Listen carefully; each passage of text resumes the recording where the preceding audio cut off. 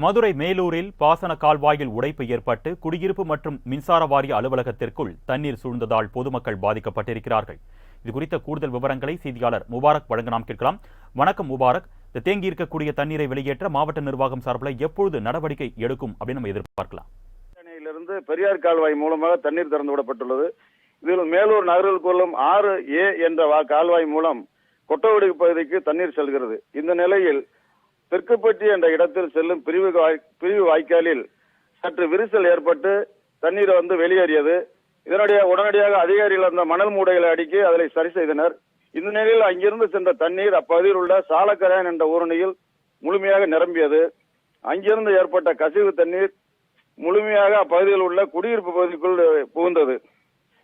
மேலும் அங்கே அருகில் உள்ள மின்சார வாரிய அலுவலக பகுதிகளும் அந்த அலுவலகம் முன்பாகவும் தண்ணீர் தேங்கியது. இதனால் அப்பகுதியில் உள்ள குடியிருப்பு வாசிகள் மற்றும் மின்சார வாரியத்தில் சென்ற பொதுமக்களும் மிகுந்த சிரமத்திற்கு ஆளாகினர். இது தொடர்பாக பொதுமக்கள் விடுத்த கோரிக்கை எடுத்து அதிகாரிகள் சரி செய்யும் நடவடிக்கையில் ஈடுபட்டுள்ளனர். விவரங்களுக்கு நன்றி முபாரக்.